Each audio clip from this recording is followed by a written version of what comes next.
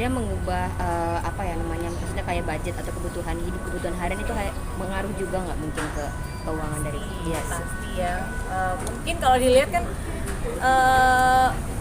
ya background suami saya lagi-lagi selalu ya netizen tuh selalu kayak oh iya kan suaminya kaya, kan kamu orang kaya tuh.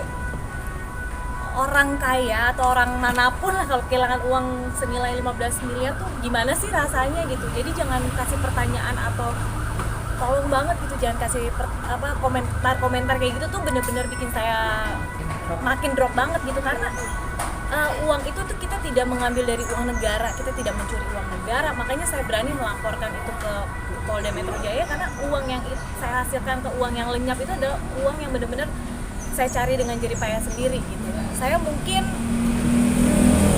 akan malu ketika uang itu memang saya nyuri dari negara gitu, ngambil hak rakyat mungkin itu ya. Tapi karena ini uang hasil jerih payah sendiri, saya dengan PD-nya saya berani untuk datang melaporkan kasus ini gitu. Kalau dibilang sekarang minim budget, pastilah, namanya orang pasti ada cicilan, terus bayaran sekolah kan, apalagi semua juga tahu, yang punya anak mungkin tahu ya kalau uang sekolah itu nggak murah. Terus jadi keperluan pribadi yang mungkin yang nggak perlu ya udah saya cut off.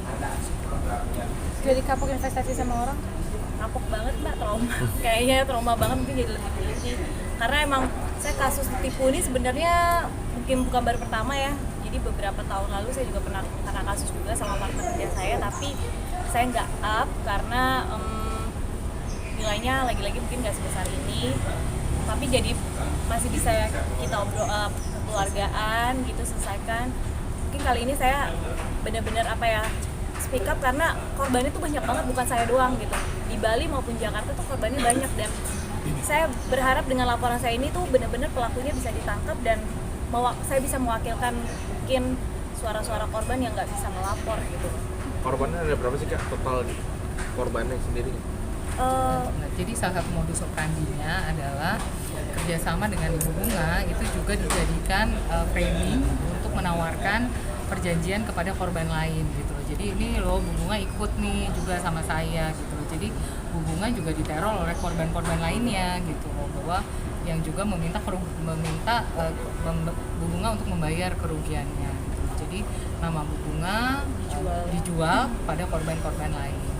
Oh, jadi nama bunga ini jadi branding. Dicatut gitu ya. Untuk cari korban-korban lain. Kadang-kadang bisa terlapor ini tuh bener-bener foto saya misalnya lagi makan tapi bilangnya saya lagi meeting, proyek lah, minyak lah, apalah gitu-gitu, pengadaan barang lah, itu menggunakan foto saya gitu. Akan melaporkan juga kan? Namanya juga dicatut juga nih Kak Bunga. Itu mungkin dari Tadi sudah kita sampaikan ya, nanti penyidik akan mengembangkan kasusnya ini, dan juga ini juga bagian dari pencemaran nama baiknya. Bunga tidak hanya kerugian, tapi juga menjadikan Bu Bunga framing untuk dijual lagi kepada korban yang lain. Kita tunggu aja. Investasi kemarin tuh apa sih, properti sama kuliner gitu ke Bunga atau apa? Yang sama seperti sih mbak, itu kayak Ada pengadaan barang ya, jadi memang yang kita laporkan ya, ada juga properti ya, jadi juga memang ada tergantung dari masing-masing tahapan-tahapan yang ada dalam kasusnya. Jadi banyak penawarannya gitu ya Kak ya?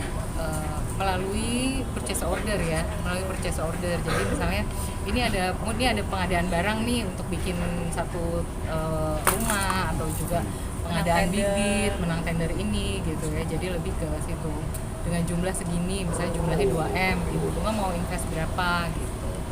Nah, jadi pengadaan itu ternyata adalah pengadaan fiktif, dokumen yang disampaikan adalah dokumen fiktif, jadi perusahaan yang memang dicatut namanya juga mungkin juga akan ikut dipanggil gitu. Bu, mungkin setelah ini agendanya apa, Bu? Agendanya adalah pemeriksaan masih lanjut hari ini di sini, atau Nanti setelah ini. hari ini kita masih belum selesai sebenarnya, cuma kan tadi teman-teman masih udah pada nunggu ya, jadi kita tunggu nunggu.